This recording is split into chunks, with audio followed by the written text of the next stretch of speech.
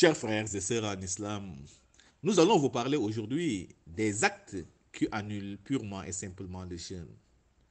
Le jeûne est annulé par les 11 actes suivants. Premièrement, toute matière, qu'elle soit liquide, gazeuse ou solide, qui entre dans l'organisme à travers le nez, les yeux, l'oreille, entre autres, à l'image des collyres, des perfusions, des injections et autres, annule purement et simplement le jeûne. C'est ce que nous dit Ibn Abbas radiallahu anhuma.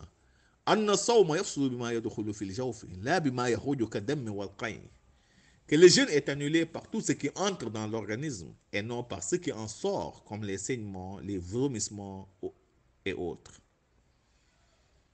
Donc, toute matière, qu'elle soit liquide, gazeuse ou solide, qui entre dans l'organisme, annule purement et simplement le jeûne. Deuxième acte, le vomissement provoqué. Si la personne vomit de façon volontaire, son jeûne est annulé. Le prophète Mohammed nous l'a dit. Quiconque vomit de façon volontaire, son jeûne est annulé. Mais si le jeûne n'est pas fait de façon, si le jeûne est fait de façon involontaire et qu'il n'y a pas de retour d'aliments dans l'estomac, dans ce cas, le jeûne n'est pas du tout annulé.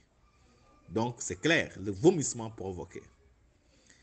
Troisième acte, l'éjaculation du sperme en pleine journée, n'est-ce pas, de jeûne. Cela annule purement et simplement le jeûne. Exception faite au moment du sommeil.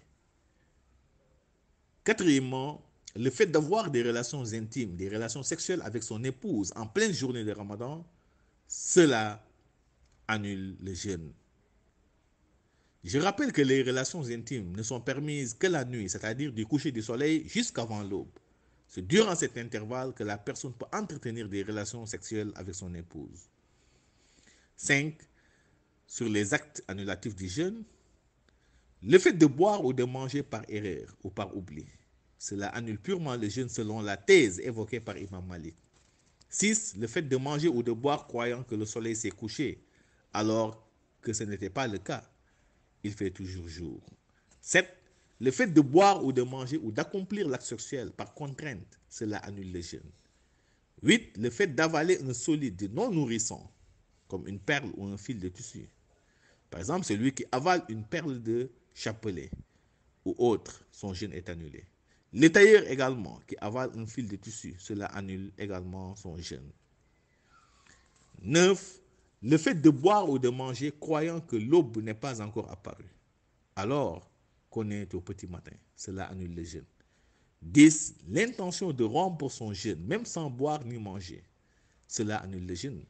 J'avais dit que la formulation de l'intention fait partie des règles fondamentales du jeûne. 11. Le fait de régner sa foi, cela annule le jeûne, même si par la suite vous revenez à votre décision.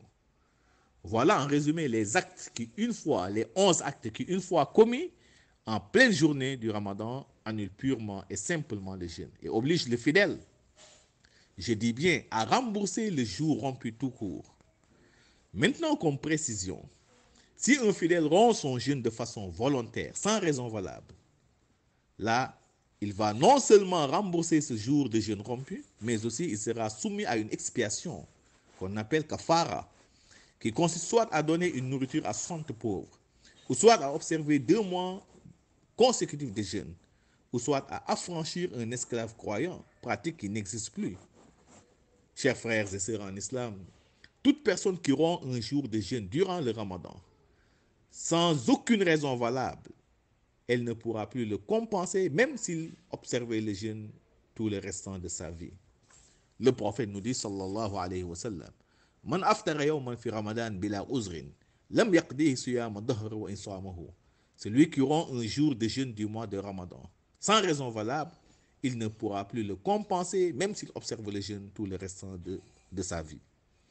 Chers frères en islam, nous voilà au terme de notre rappel. Merci et à la prochaine.